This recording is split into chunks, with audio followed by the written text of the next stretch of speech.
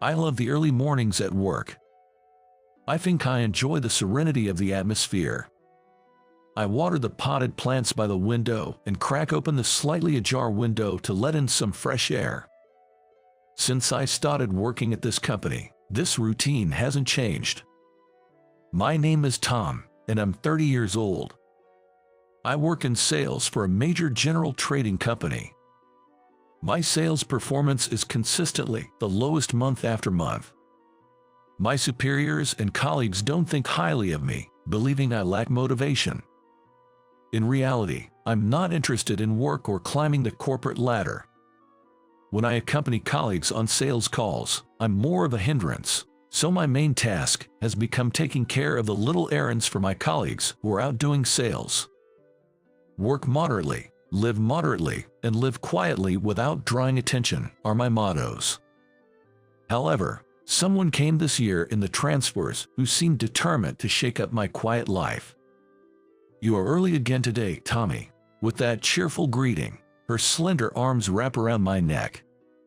I felt the warmth of her body against my back. "Good morning, Jessica. You're energetic early in the morning." I unwrapped her arms from around my neck without making it seem too harsh. Her name is Jessica. She's our supervisor who transferred here this spring. Having spent time abroad, she speaks 3 languages fluently and is 4 years older than me, a true talent. She's always cheerful, and her straightforward personality makes her popular among both men and women. She's also perfect as a superior, and those who initially complained about having a female boss surrendered within a week of her appointment. Or, "Why so cold? There's no one else here." Jessica pouted after I pushed her arms away. For some reason, she's taken a liking to me. I'm just a regular office worker who doesn't excel at his job. She, on the other hand, is a go-getter and a real career woman. I have no idea why she's so fixated on someone like me. "It's not about that, Jessica. You're a bit too touchy-feely for my liking." I've recently become more assertive in voicing this. In the beginning, I was just bewildered and didn't know how to react. At first, you'd blush and it was so cute, but lately, you've gotten a bit cheeky. Jessica took a seat next to my desk, leaning back in the chair to its fullest extent. I could hear the sound of her spine cracking. She probably worked late into the night yesterday. She's usually the first one to come in after me. And she's probably the last one to leave in our department. "You know I have to spell things out for you, right?" I said with a sigh. "Speaking your mind is fine, but treating me unfairly, that's not cool," she retorted, puffing out her cheeks, and she gave a little kick to the chair I was sitting in. Her gesture reminded me of a sulking child. It's a side of her completely different from her professional demeanor. Honestly, I can't wrap my head around why such a talented and beautiful woman, 4 years my senior, is so aggressively pursuing me. The entire department has come to recognize and accept this dynamic between Jessica and me. I find this situation deeply concerning. I constantly worry that being around a guy like me, who lacks motivation, might tarnish her reputation. Yesterday, I even found myself making a wish at the local chapel, hoping to get back my peaceful days. Anyway, no excessive PDA. I told her in as cold a voice as I could muster, and a disgruntled "all right" came in response. Truth be told, it's not unpleasant having a beauty like her make advances. However, the drawbacks are significant. I get jealous comments from male colleagues, and recently, from a junior Emily. Time and time again, I stress that I just want to lead a peaceful, inconspicuous life. While sneaking a glance at the back of Jessica, who was stylishly dressed in a slim-fitting pantsuit, I sighed again. Watching her, always so cheerful after having spent time abroad as a child, reminds me of a past I'd rather forget. I think only the HR folks at work know this, but I'm actually a returnee from overseas. I spent my childhood constantly moving from one foreign country to another because of my dad's job. I didn't come back to the US until I was 15. Being right smack in the middle of my teenage years probably didn't help. Having lived in multiple countries, I was a social butterfly. I thought, I'll fit right into an American high school in no time. But reality wasn't so straightforward. I made friends quickly, and at first, I think my life in the US was smooth sailing. The one person who brought my high school life crashing down was a single girl. Hell began when I was in 11th grade, and she ended up in my class. For whatever reason, she had it out for me. Stuff like, he's flaunting that he lived abroad, or he's too cocky and flashy, or he just doesn't get it. Being the queen bee at the top of the school hierarchy, she probably thought she could get her way with everything. The moment she spoke against me, my life changed. No one would talk to me or even make eye contact. Everyone was scared stiff of her. Then, I realized, if I tried to talk to my close friends, they'd get a hard time too. From that moment, I became invisible. It lasted until graduation. I declared to my dad that I would never attend a college in the US around that time. True to my word, I left for the UK right after high school graduation. Later on, I got into University of Oxford. I only came back to the US because my mom wanted me to. My mom, who was in poor health, I think was feeling a bit vulnerable. I wasn't mature enough to refuse such a request from her. Remembering my high school days, I made a promise to myself on the day I started my job to always stay under the radar. A presence that disrupts my peaceful days. What should I do about Jessica? A thorn in my side. Then, one day, an even bigger problem stood before me. It was a scorcher of a day, and my colleagues, who had been outside on assignments, were shutting down cold water as soon as they returned to the office. I was in charge of odd jogs, so I prepared drinks for them, chilled wet towels, and did everything I could to support. I always made sure never to take center stage in my duties. Tom, a customer specifically asked for you. My junior, Emily, approached me with a puzzled look on her face. It made sense. Nobody had ever specifically asked to speak to me for a business discussion before. Emily seemed a bit worried as she whispered to me in a voice others couldn't hear, "Are you okay? I'm not sure, but I'll meet with them anyway." Trying to reassure her, I lightly pat little Emily's shoulder. Yet she seemed to remain concerned and followed behind me. It looked like she intended to join me. I felt like a failure of a senior to have my junior this worried about me. Taking a deep breath, I said, "Excuse me," before knocking. A young woman's voice from the reception room responded, "Please come in." At that moment, cold sweat ran down my back, and I felt a slight dizziness. I instinctively wanted to run away. Not understanding why, the moment I bravely opened the door, I was frozen on the spot. How many years has it been? You didn't even attend graduation. I was worried if you were even alive. Bright red lips uttered those words. Despite her flashy makeup, it suited her queenly demeanor perfectly. Lucy, why? Lounging on the reception room's sofa was the very person who had brought about my downfall, Lucy. She was the last person I ever wanted to see. I probably looked quite shaken. From behind, Emily asked again, "Are you okay?" I responded with "I'm fine" and took a seat across from Lucy, saying, "Excuse me. When I saw you in the hallway earlier, I didn't think it was really you. I mean, who could have imagined back then that you'd be working for such a prestigious company?" Her condescending and arrogant tone unchanged from our school days. She looked at me with a mocking upward glance and smirked. She seemed like a predator that had just spotted its prey, making my heart feel like it was going to jump out of my chest. Though I felt the need to say something, my mouth was dry and no words would come out. Lucy enjoyed my distress, grinning broadly. I tried to remind myself, I'm not that high school kid anymore. "Excuse me," Did my subordinate do something rude? I hadn't even noticed when Jessica entered the room, so hearing her voice nearly made me jump out of my skin. "Who are you?" Lucy asked with a frown, glaring at the sudden appearance. It seemed like she was annoyed, thinking her fun had been interrupted. "I'm Jessica, Tom's supervisor. Tom rarely handles business meetings, so I hope he wasn't rude to you." Her face was smiling politely, but her eyes weren't. It felt like sparks were flying between Lucy and Jessica. After a tense moment, it was Lucy who broke first. "Fine, I'll let it slide this time. Our companies have had a long-standing relationship since my father's time. Let's keep it that way," Lucy said, standing up and exiting the reception room with the click-clack of her heels. Quickly, Emily went to see Lucy out.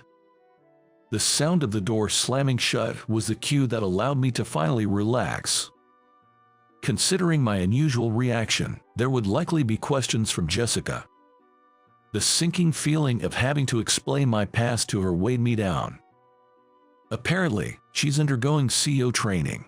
She may come around again, but you don't have to deal with her, Tom. Let's have Emily grow into the role instead," Jessica said with a reassuring pat on my shoulder.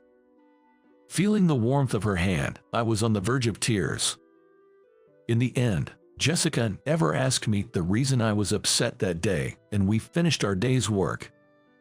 I felt like the rug had been pulled out from under me. At the meeting the next day, it was decided that Emily would handle Lucy's account. I was designated as her assistant. I briefly explained to Emily that Lucy and I were high school classmates. From the previous day's events, Emily seemed to have picked up on my reluctance to deal with Lucy. I'm truly grateful for Emily's hard work. She tried her best to cater to Lucy's needs so I wouldn't have to face her. If there was any mistake, as her senior, I'd have to represent the company in front of Lucy. Emily carefully continued the dealings with Lucy's firm. Initially, Lucy demanded me, but when she realized her requests were being denied, she began other tactics to annoy us. She started bringing non-native English speakers to business meetings. Sometimes just acquaintances, and at times, introduced as co-owners. Emily could handle Spanish, French, and Chinese. But occasionally, Lucy would bring along someone who spoke Italian, Portuguese, or Japanese, which Emily couldn't handle. In such cases, Jessica quickly stepped in to support Emily. I felt guilty watching this, knowing I couldn't help. I felt bad burdening my junior, Emily, and worrying Jessica. I kept thinking I was a failure as a professional. One day, our always cheerful Jessica was out sick with a fever. It's rare for her to call in sick, so everyone was concerned. According to Emily, she was overworked and sleep-deprived, leading to a weakened immune system, and she caught a cold. Though it was an unfortunate situation, I hoped she'd take a good rest. If Jessica isn't here to help and Lucy brings someone I can't communicate with. Emily gazed anxiously at the words Jessica absent written on the whiteboard. And her fears became a reality. While I, who rarely goes out for client visits, was out assisting a colleague, Lucy suddenly arrived with a troublesome matter. When I returned to the office, I could hear Lucy berating Emily throughout the floor. Rushing into the room, Emily was flustered, being yelled at by Lucy. It seemed that today's negotiation required Italian, Emily's weakness. "You do realize this is a trading company, right? How do you work here not knowing Italian? Or are you just looking down on us?" Yelling at Emily, without a second thought, Lucy's face didn't show a hint of anger. She was grinning with a nasty smile, seemingly enjoying the situation to the fullest. It looked as if she had found her prey. "Your usual helpful supervisor isn't here today. I heard she's feeling under the weather. Can't even take care of her own health. That's so third-rate." Beside the sarcastic Lucy, a young Italian who didn't seem to understand what was going on, was nervously watching Emily and Lucy. He was probably dragged here against his will by Lucy. "Well, speak up. Can't do business with someone I introduce you to, or are you going to apologize, explaining I don't understand? With Emily's head lowered, Lucy continued to tap her on the back of the head rhythmically with a rolled-up document. Emily's back visibly shivered. Colleagues also observed the situation from a distance, running around searching for someone in the other departments who could speak Italian. Meanwhile, Lucy's attitude kept escalating. Can't even explain. Come here right now. Saying this, she forcefully pulled Emily off the couch. The moment I saw that, something snapped inside me. Is there an issue here? I quickly brushed off the hand Lucy had on Emily's shoulder and shielded her behind me. Oh, Tom, long time no see. Are you here to play in her place? Lucy, finding a new target, had a cruel glint in her eyes. Ignoring her completely, I addressed to the flustered young Italian man. Are you interested in doing business with our company? Of course, I wasn't speaking in English. Italian flowed naturally from my lips. The young man seemed relieved to finally hear his native language. On the other hand, Lucy was stunned, staring at me in disbelief. The young man excitedly began explaining the plan he had in mind to me. Looking at me engaged in the conversation, Emily seemed genuinely surprised. All this time, she thought I was just some guy who did menial tasks by the window, but suddenly I was speaking Italian fluently and handling the negotiation. Can't blame her for being taken aback. During the negotiation, Lucy seemed to be glaring at me resentfully. In the end, the young man and I shook hands, laughed about the potential for a big deal, and wrapped up our discussion. Emily escorted the young man to the front door as he wanted to report the outcome to his boss right away. Back in the reception room, Lucy and I couldn't tear our eyes away from each other, locked in a stare down. Nothing's changed with you, still haven't grown up. I was the first to speak. The Lucy, who I once found intimidating, didn't scare me at all today. Perhaps successfully navigating that tough negotiation boosted my confidence. Excuse me, what are you trying to say? Lucy, seemingly caught off guard by my comment, retorted in a flustered manner. She still carried her usual high and mighty, queen bee attitude, but I could sense a hint of panic and fear. What I'm saying is that you're acting childish, still pulling the same stunts as you did in high school without considering your age. Once I started, I couldn't hold back. Words I'd been holding in for so long came pouring out. Oh, so you always have someone by your side because you haven't improved your Spanish at all. Must be tough babysitting an inept heiress like you. Don't you realize you're a burden? I'd figured out pretty early on that Lucy wasn't proficient in Spanish. She probably can't speak Chinese either. Being the daughter of a trading company's CEO, Lucy likely had the stamp of failure pressed upon her. Acting tough probably masked her insecurities. I realize this now, maybe because I've grown up. What do you know? She hurled the papers she was holding at me, her voice shaking with anger. Her clenched fist trembled. Just because you can effortlessly speak other languages, you think you're so great. Give me a break. Lucy's yelling sounded more like a desperate scream to me. Looking back to high school, I realized that the reason Lucy treated me so poorly was probably all due to her own insecurities. I only found out that her father was the CEO of a trading company after graduating from high school. I vaguely recalled that Lucy struggled greatly with her Spanish classes back then. But that's no excuse for the way she treated me. Deal with your own issues yourself. You're a grown-up after all. My words made Lucy's face turn beet red. She must have felt embarrassed being called out like that. She grabbed her bag from the couch and stormed out of the reception room, the sound of her heels echoing on the floor. I thought maybe I was a bit too harsh, but I didn't have the luxury of choosing my words carefully, and it's not like I didn't have any grudges. I hope she forgives me for being a tad bit sharp. Why did you keep quiet about being able to speak? Are you still hiding something from me? Suddenly, I heard Jessica's voice from behind and instinctively turned around. There stood Jessica, looking pale.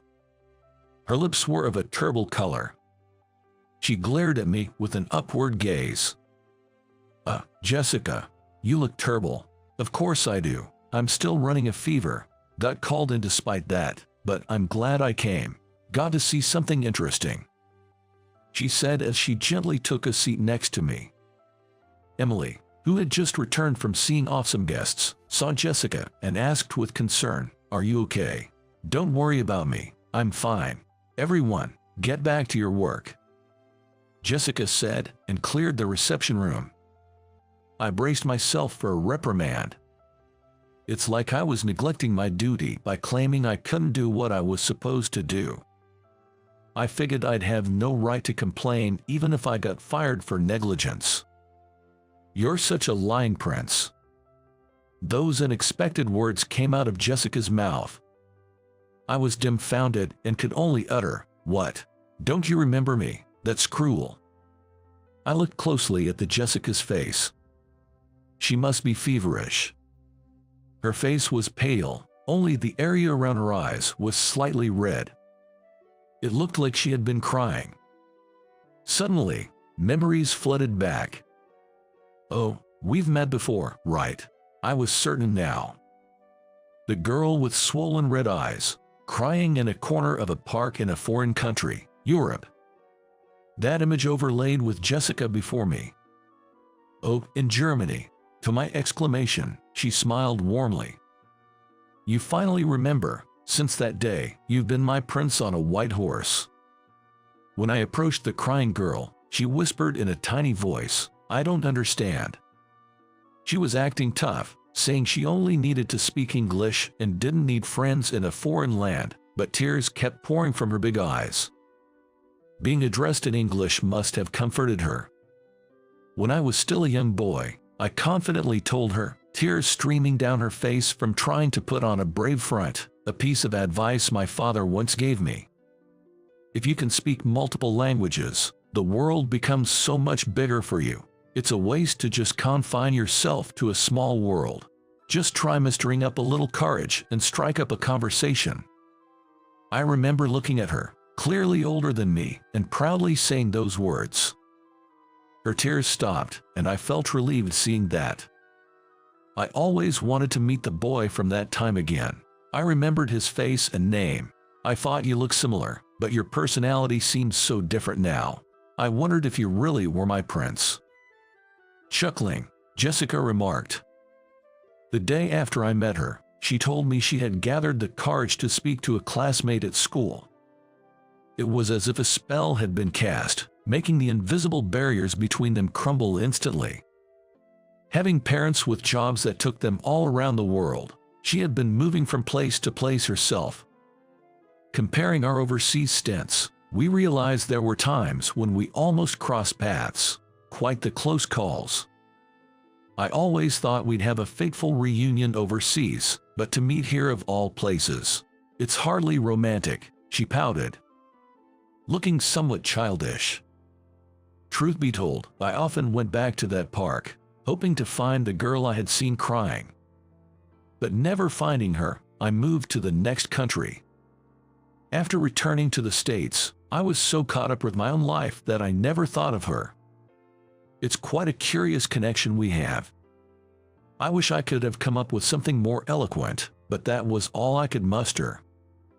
Don't you think it's more like fate than just a curious connection? You get what I mean, right?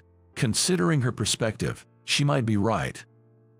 I always believed, with no real basis, that I could pull fate towards me. Impressive, right? She boasted, wrapping an arm around my shoulder. Leaning in close to my face, she gave a wide grin. You don't think you can escape, do you, Tommy? You're the one who expanded my world, so you have the responsibility to stay by my side in this vast world. Understand? Such a forceful approach was very like her. But I didn't mind it at all. With the world being so vast, I wonder how I got caught. Don't you think you're getting a little cheeky? The image of her laughing so hard she'd fall over in a wedding dress was a scene for a not-so-distant future. Running from her, who had strong-armed fate into granting this chance encounter, seemed impossible. I guess if this were a novel, it'd be a happy ending.